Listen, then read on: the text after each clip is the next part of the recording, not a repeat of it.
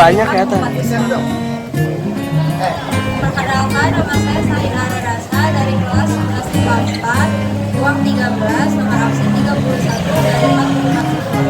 Perkenalkan, nama saya Zaskia Riansuni, saya dari kelas 11 IPA 4, ruang 13, absen 36 dari 44 siswa. Ya, perkenalkan, nama saya Muhammad Sakari dari 13 absen 17 dari 44 siswa.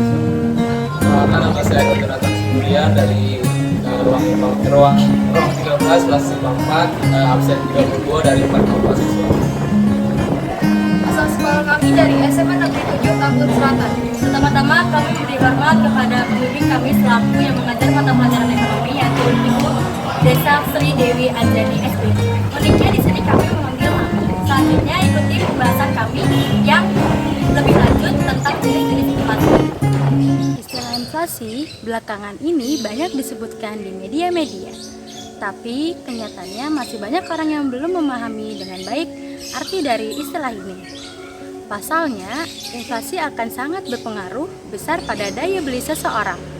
Namun, ada beberapa cara yang bisa dilakukan untuk mengatasi masalah inflasi atau setidaknya meminimalisir dampaknya. Meski begitu, dibutuhkan kerjasama dari pemerintah dan masyarakat untuk menekankan dampak dari inflasi terhadap perekonomian suatu negara. Kali ini, kami akan memberikan penjelasan mengenai inflasi secara lengkap. Pengertian dan contoh inflasi. Inflasi adalah situasi kenaikan harga barang dan jasa secara umum dan secara terus-menerus. Para ahli mengutarakan banyak pendapat terkait pengertian dari istilah inflasi.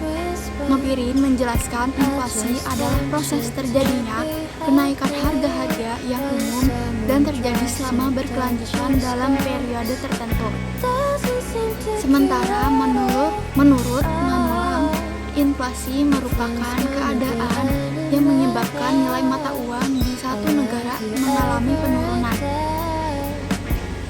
Lain lagi dengan Samuelson dan Nordaus yang mengatakan bahwa inflasi diartikan sebagai kenaikan harga barang kebutuhan pokok seperti beras dan bahan bakar.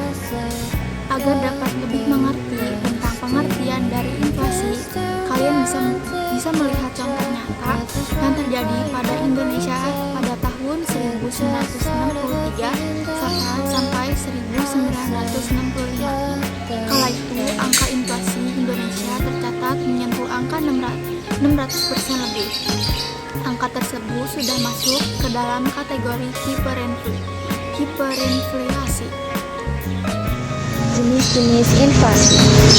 Setelah mendapatkan informasi tentang pengertian inflasi, mungkin kebanyakan orang menganggap semua inflasi sama saja, yakni kenaikan harga barang dan jasa.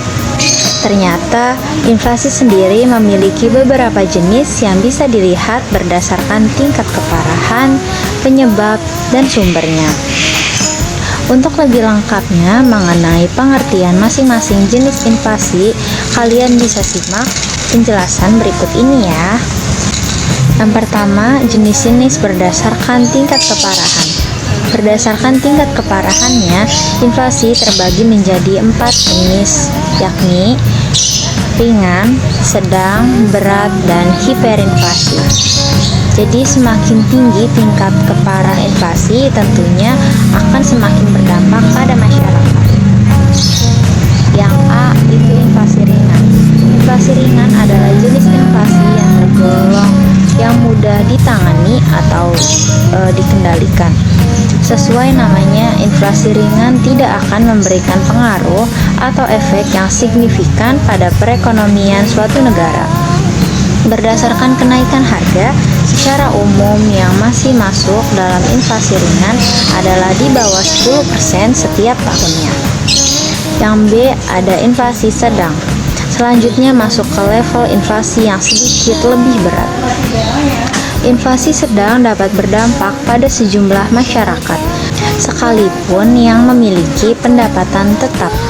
Pasalnya, besaran kenaikan harga barang pada inflasi sedang bisa mencapai 30% per tahunnya. Jumlah tersebut tentu akan berpengaruh pada daya beli masyarakat. Yang C, ada inflasi berat. Sementara inflasi berat adalah kondisi kenaikan harga barang secara umum yang mengakibatkan perekonomian suatu negara menjadi kacau. Saat memasuki kondisi inflasi negara, masyarakat akan cenderung menyimpan barang dan menolak menabung dalam bentuk uang karena bunganya yang rendah. Berdasarkan kenaikan harga barang yang termasuk dalam inflasi berat bisa mencapai 100% per tahunnya.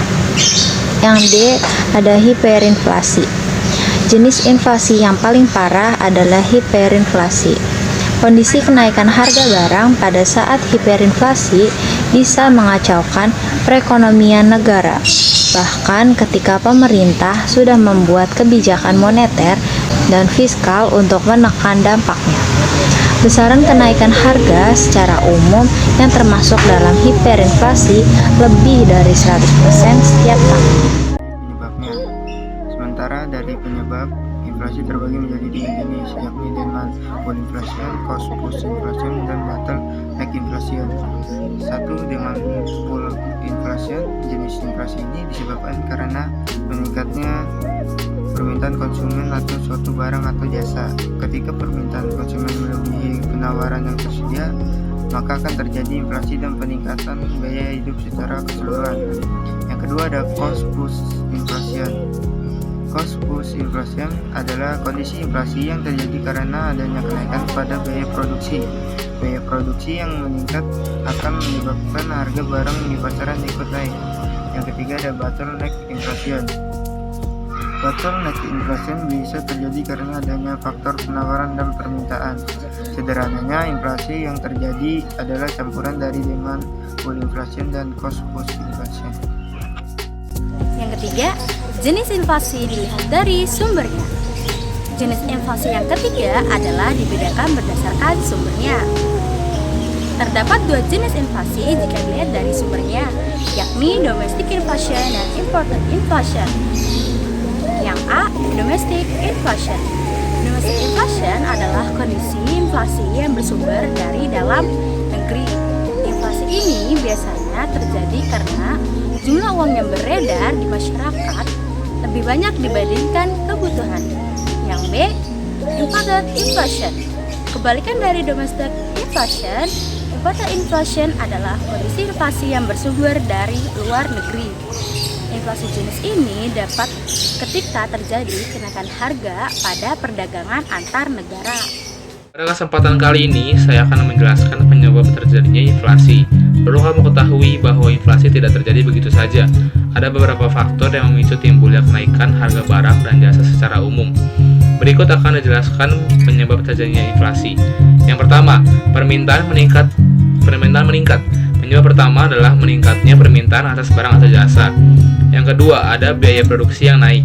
Penyebab lain yang bisa mengakibatkan inflasi terjadi pada suatu negara adalah ketika harga produksi yang meningkat.